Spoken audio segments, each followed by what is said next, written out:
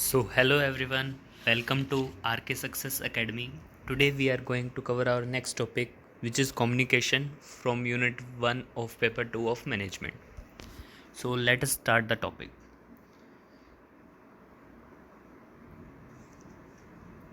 So, first of all, what is communication? This is the basic definition of communication, that it is a process of transfer of information between two sources with the information being understood by the both.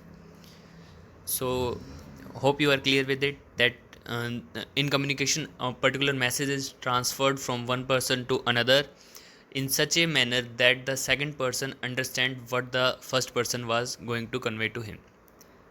So these are some basic features of communication.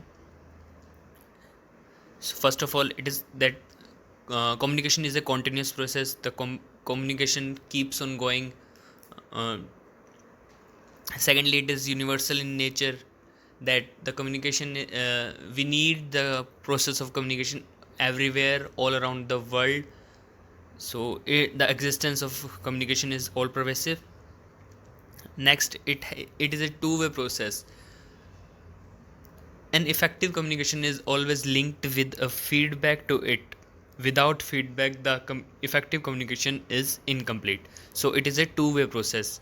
The sender deliver its message to the receiver, whereas the receiver give its feedback that the message has been received by him or her. So next is, it must have some substances.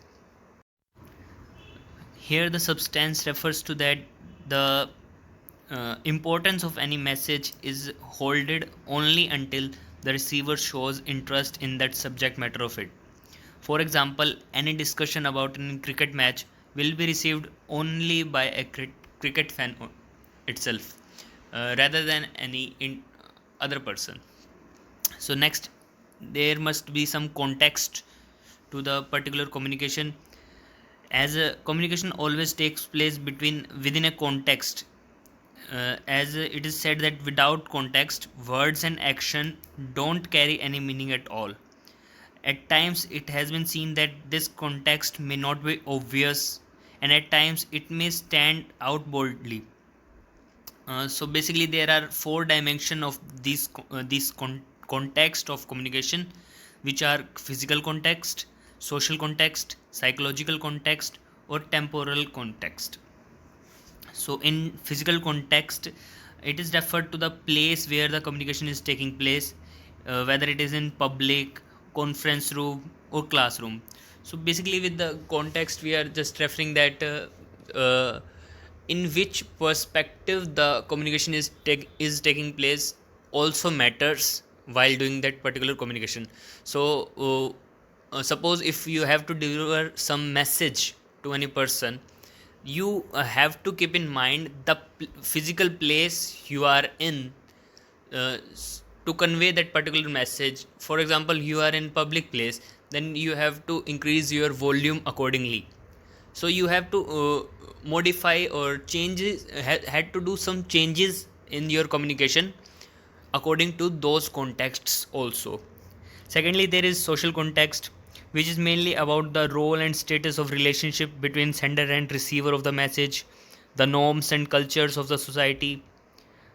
For example, the social context of friends attending a party will be different from the person attending a meeting in an organization, or any suppose any doctor is attending a patient. So in all these three aspects, the social context may vary. Next is psychological context. It is referred to the environmental categorization by formality or informality, friendliness or unfriendliness. It is a matter of one's psychology itself. Next is the temporal context. It is basically related to the time itself. So the time factor in communication, such as suppose at what time of day you are doing the communication. For example, if you have to deliver a message in morning itself, you will be greeting the person with good morning rather than good night. So the temporal context also has an importance while doing the communication. So the next characteristics of communication is that there must be common language.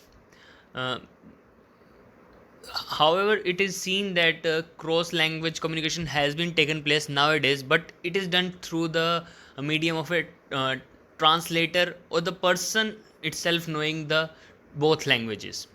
So to understand a message, the both persons must be well known to the particular language in which the message is being transferred. So next, it is the meeting of minds is necessary. The intended meaning of the message that the sender wants him or her to understand. So it is basically that the exact same idea is being understood by the receiver. So these are some basic features of communication. So next we are going to discuss about the types of communication. There can be different types of communication according to different bases. So we are going to study accordingly to different bases one by one. So firstly, on the basis of number of participants, so how much participants are involved during a conversation or a communication itself. The types of communication could be as follows, such as intrapersonal, which is a self. Sometimes you may see that you yourself communicate with you. With the process is also called as introspection, where you just analyze your daily routine or something like that, or you search for the ideas within yourself. Such kind of communication is referred to as intrapersonal, which is related to self. Next is the interpersonal or didactic communication, in this the two persons are involved. So one person is conveying the message to the second person. Next, it is intra-group. Intra-group, we are talking about a group and the communication is taking place within that group. It is also called as multi-adic communication. So as we discussed, the communication would be take place within a group. Next is intra-group, when the communication is taken place with between groups. Suppose there is group A, group B and group C, and all the groups are communicating with each other, then that would be called as intergroup communication or the association. Next we have is organizational communication or institutional communication. When the communication is done at the institutional level or the organizational level, then this kind of communication would be called as organizational communication. Next we have public communication and mass communication. So these two are just kind of similar ones. The only difference in these two is that both deal with both deal with mass persons involved in it, but the difference is that the public type of communication, the physical presence is necessary, that you must address the audience by being present at that very moment, whereas in mass communication you not need to be present there. You could use media such as TV, etc., to just deliver your message. So next, the basis of differentiation would be the direction of flow. So according to the direction of flow, there can be three kinds of communication, that is downward, upward and crosswise or diagonal communication. So it is basically related to the scalar chain or hierarchy of the organization, in which if the communication is being done from top to bottom, for example the boss is communicating something to its subordinate, then it would be called as downward communication. Whereas if the subordinate is communicating something to his boss, then it would be called as upward communication. So the important one in this is the crosswise or diagonal communication. In such kind of communication, the subordinate, instead of communicating with his boss, he or she just communicate to the some other boss of some other person in at the level of his boss, so that a diagonal is formed in at the scalar chain or the hierarchy of the organization. Next, according to the organizational structure, the communication can be formal or informal. Suppose you are communicating with suppose you are communicating through some formal means. For example, you have to take a leave from the office and you are writing a particular letter to your boss, then it would be a formal communication. Whereas you are just informing him in simple chat that you won't be able to come tomorrow, so that would be a informal communication. Hope you would be very clear about it. There is no need to go such deep into such topics. So next is the way of expression. According to the way of expression or how we deliver our message, the communication can be divided into verbal and non-verbal communications.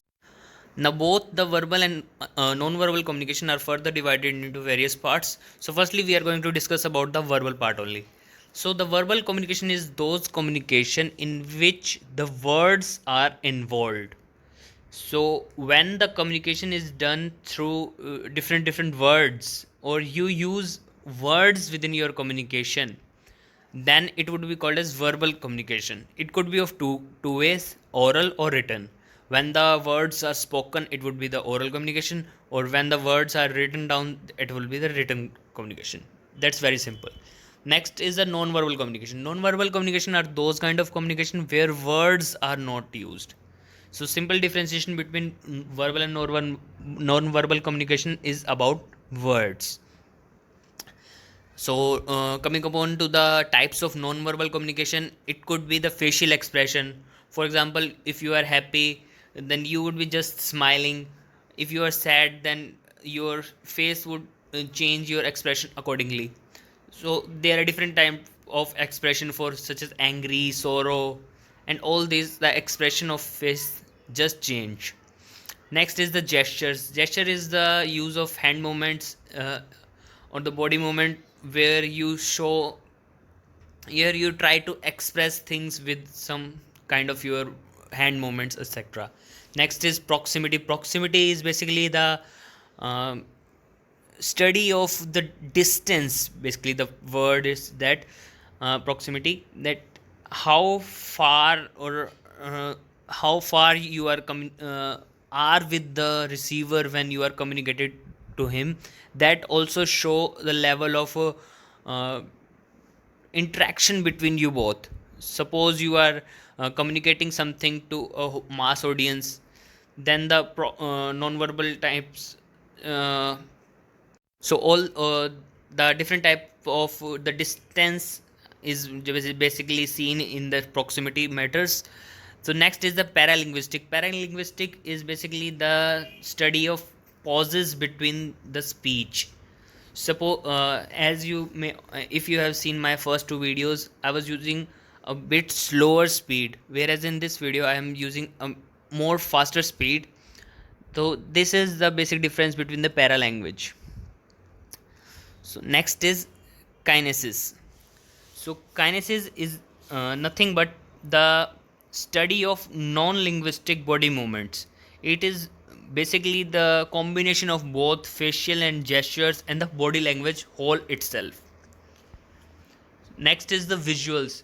Sometimes we use various symbols, visual cutouts or something like that, images, so as to communicate our message. For example, you have seen some hoardings or things like that, then those things are also communicating to you.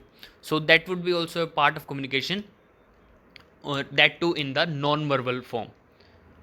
So, suppose if there is an hoarding without any words, then that would be a non-verbal visual communication.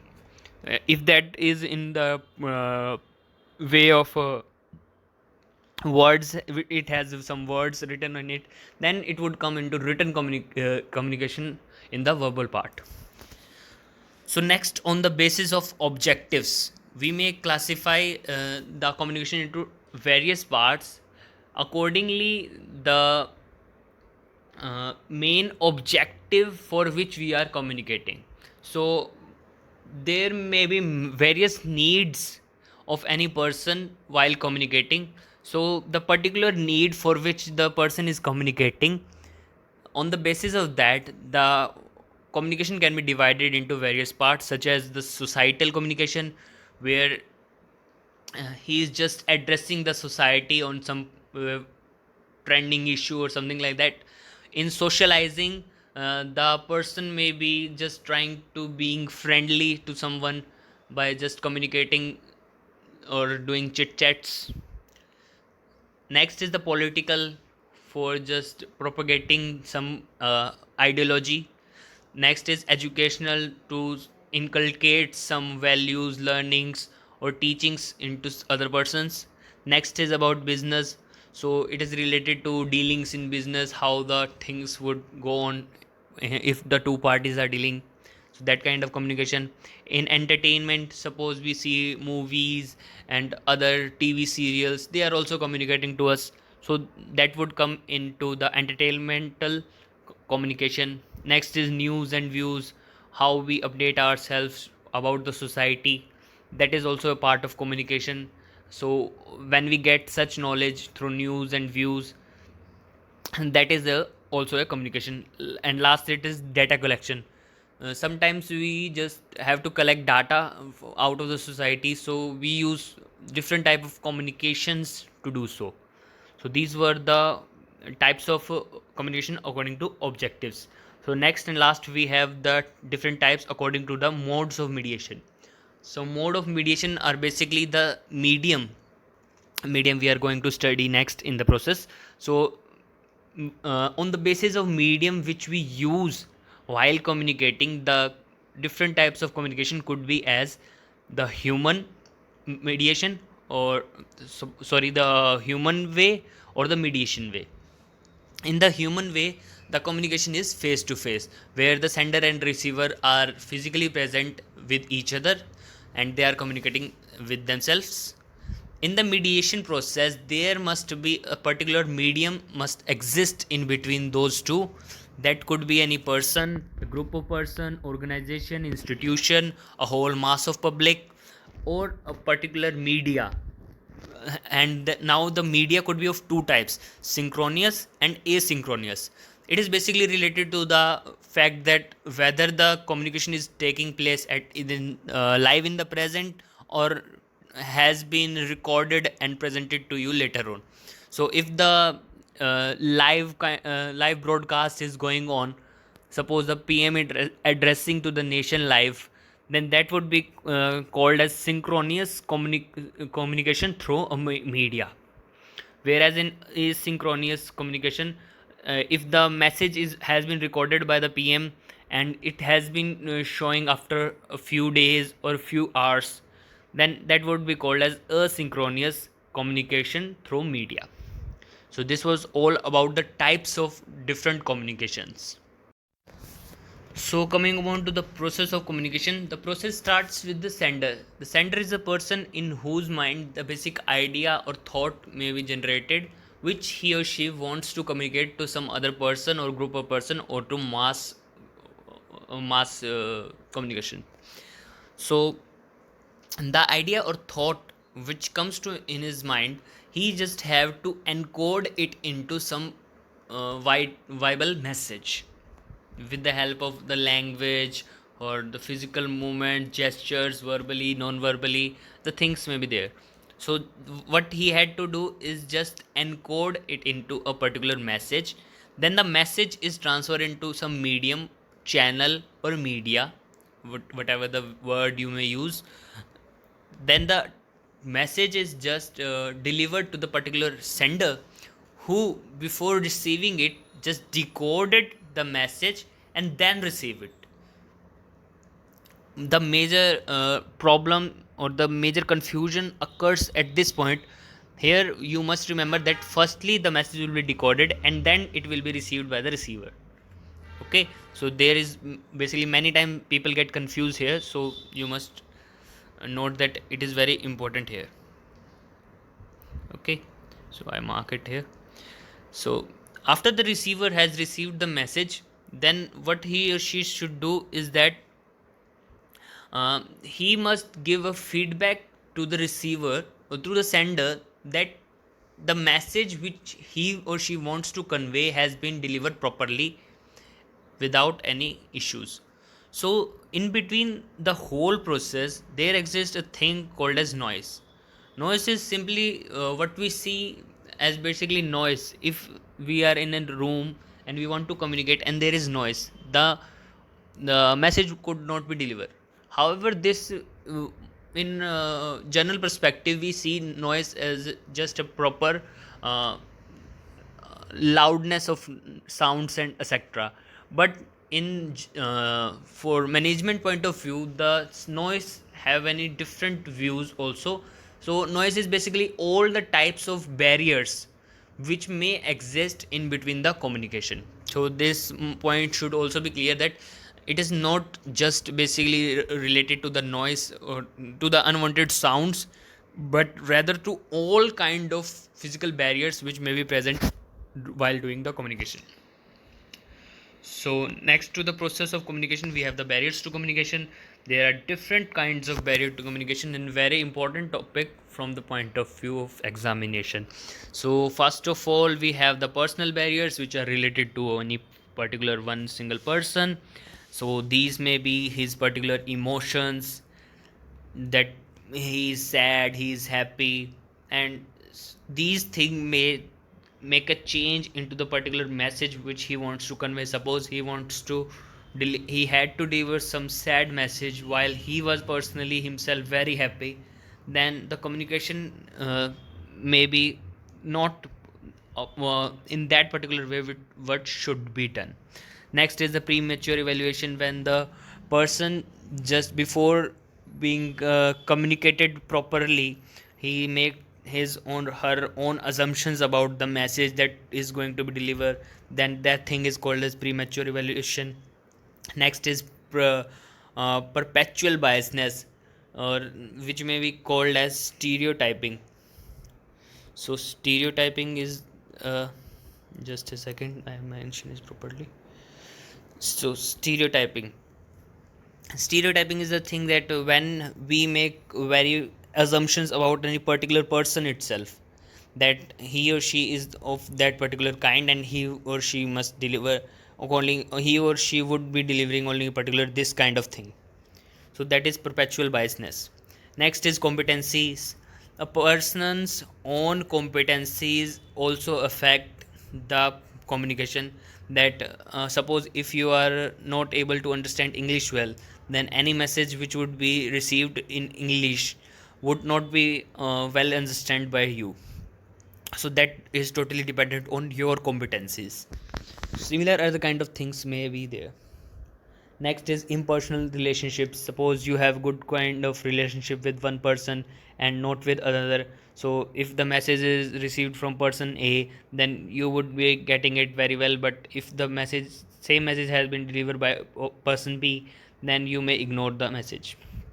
So these kind of barriers are very much practical in nature, and you may see it yourself, that if you take examples you would realize that you yourself are doing such kind of barriers while you are communicating. However, these type of barriers should not be there, but these are very practical in nature. And next is the five senses.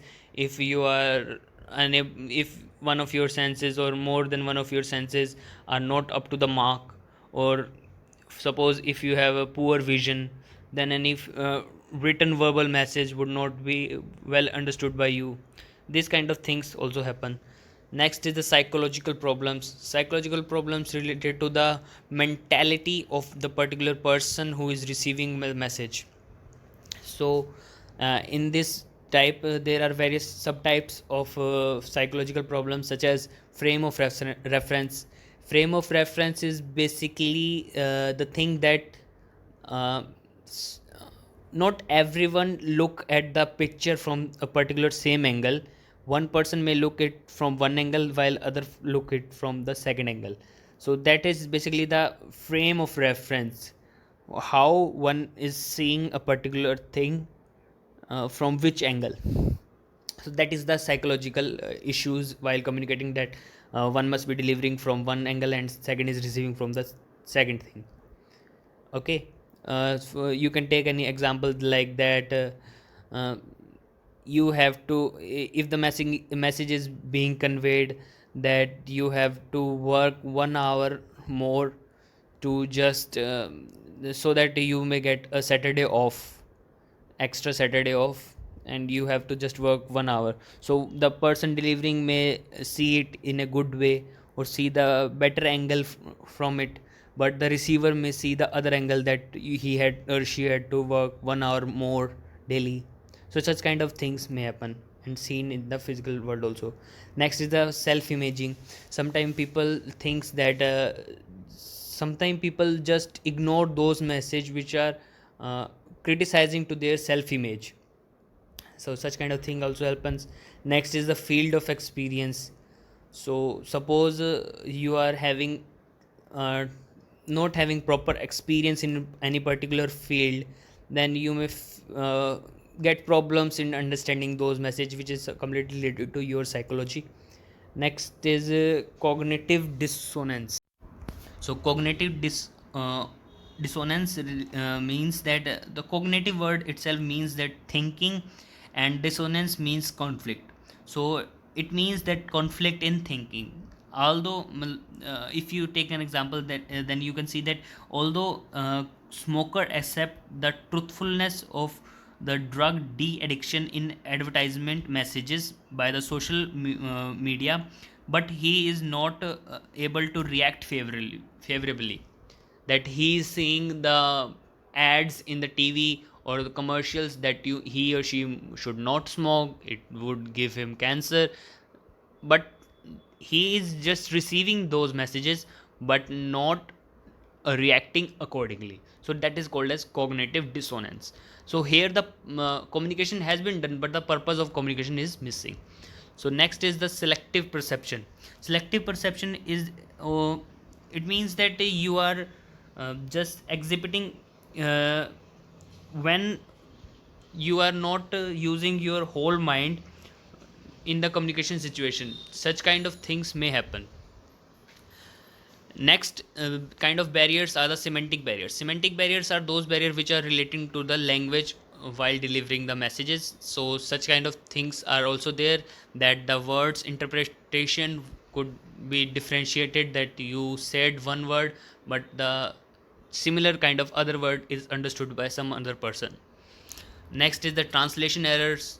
So when the communication is being done from one language to another and translation is going on there, then sometimes some words may be translated into in other way than they should be. The word run itself has nearly 40 or 50 types of meanings, and if you are using one kind of run in English, or you are using the word run for computer science in English, but it is being referred to as running in Hindi, if you are being translating that, then that the communication would be mismatched, or the messy kind of thing would happen. Next thing is the technical jargons. Technical jargons are those particular words which only the professionals or technical persons know.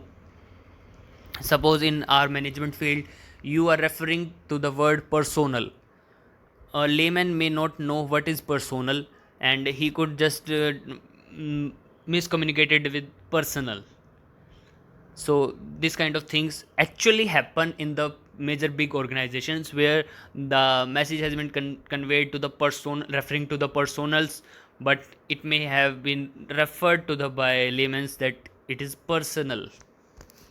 So next thing is the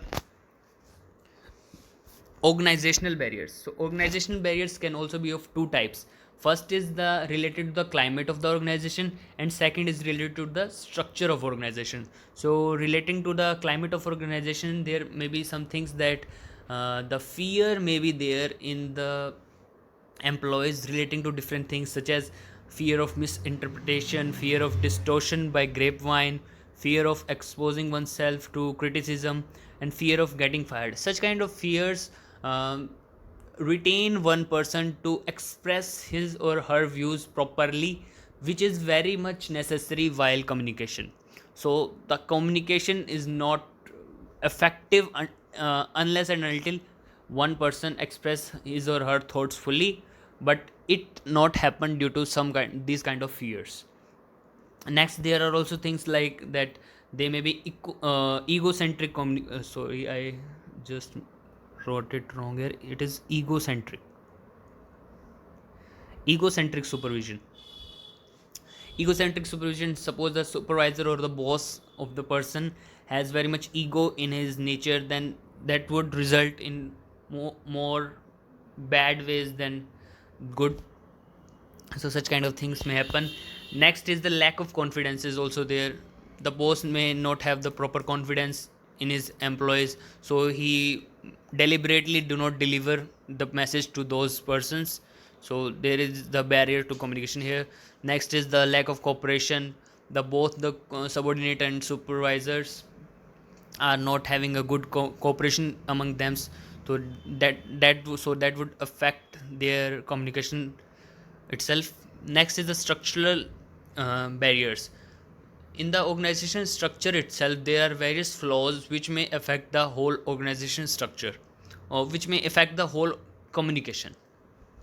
So these kind of barriers may be seen as the lack of proper chain of command, where the chain of command is not clearly mentioned, or the whole picture is maybe a bit blurry regarding the proper chain of command. Next is the size of organization. When the sizes of organization become very enormous, then the communication part had as major effect in a negative way, such as it basically slow downs, the messages are very much distorted while being communicated.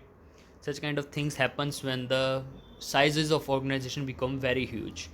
Next is the rules and regulations. Rules and regulations of organization also affect the way the messages are communicated into the organization. Suppose an organization has any rule that all the message must be delivered writtenly, or all the message should be written orally, then such kind of things may affect the way of communication how it is supposed to be. Next is we have is the inadequate facility or opportunities. Suppose if any organization lacks intercom, then the communication would be you would have to just go to various cubicles to just deliver your message and some such kind of things. Next is over specialization of jobs and activities. If the organization focus only on specialization of jobs, then the communication may be affected, as only the person related to that particular job will receive a particular message, rather other people just ignore those messages, however they may be important for the whole of the organization. So next we have the physical barriers. The physical barriers may be related to the physical activities going on while the communication is taking place.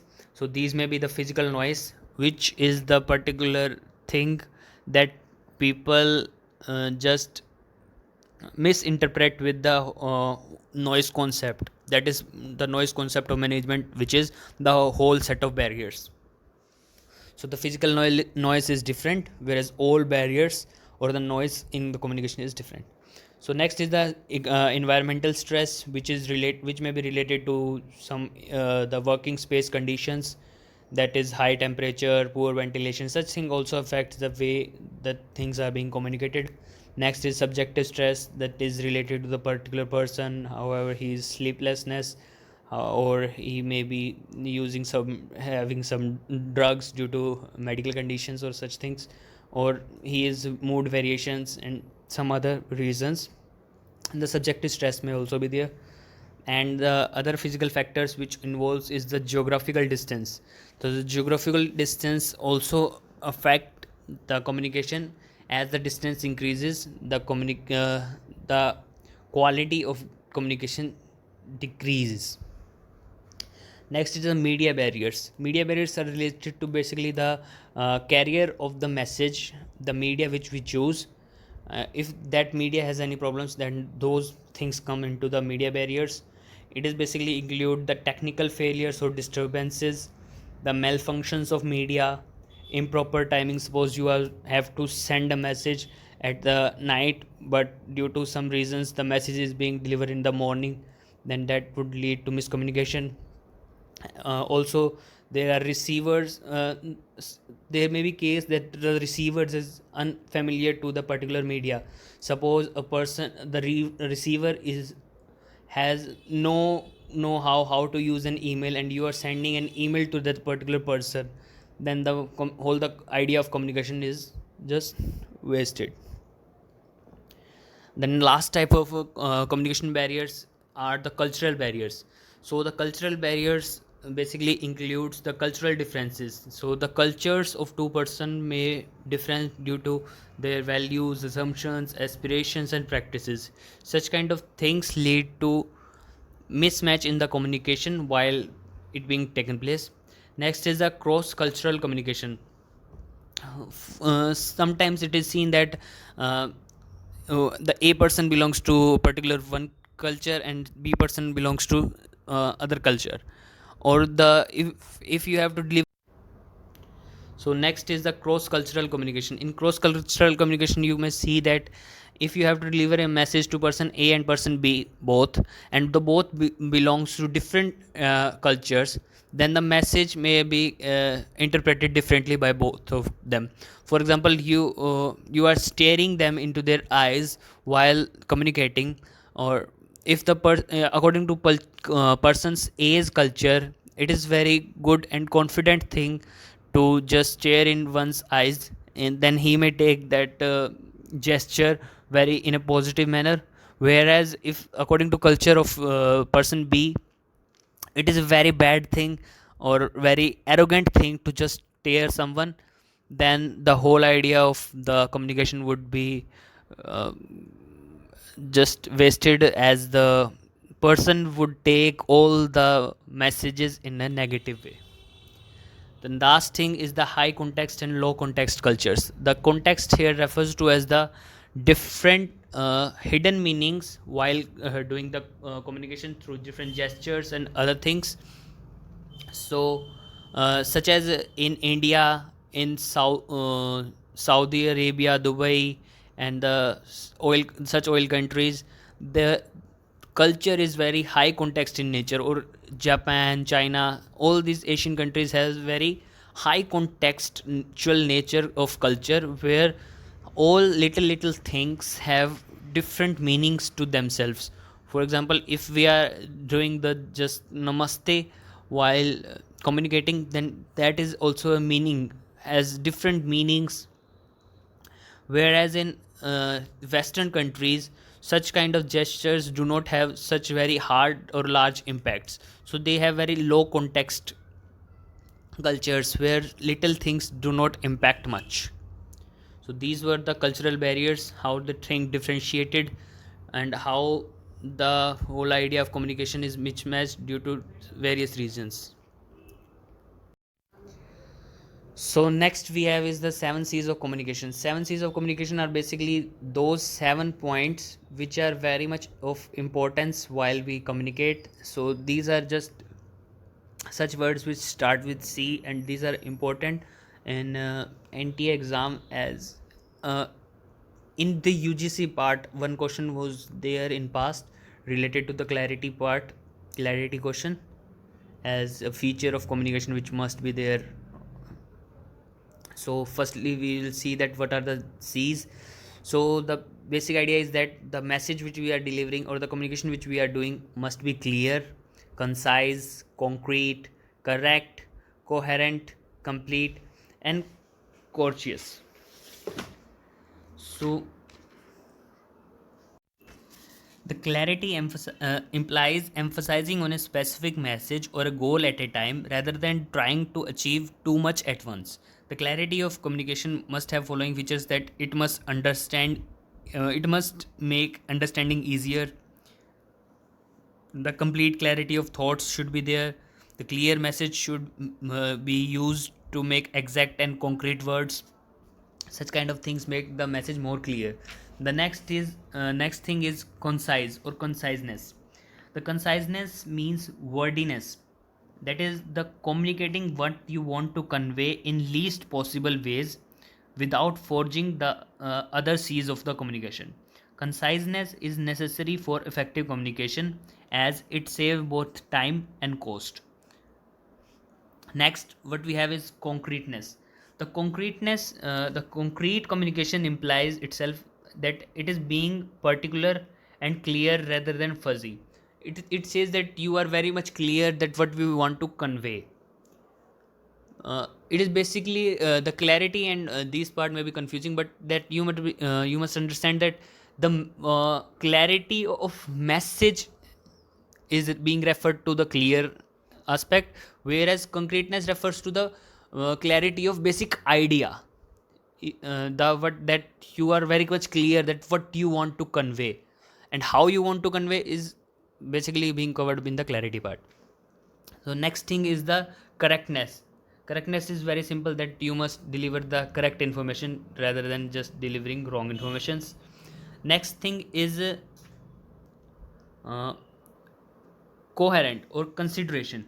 The consideration thus implies to stepping into shoes of other. Here you just see that how the other people are going to convey the things, you are communicating according to that, how they would be easily understanding, you are using such kind of words so that they would understand better. Next is completeness. You must deliver the whole information. You should not hide some facts or do some hidden agenda behind this. Next is a courageous or courtesy.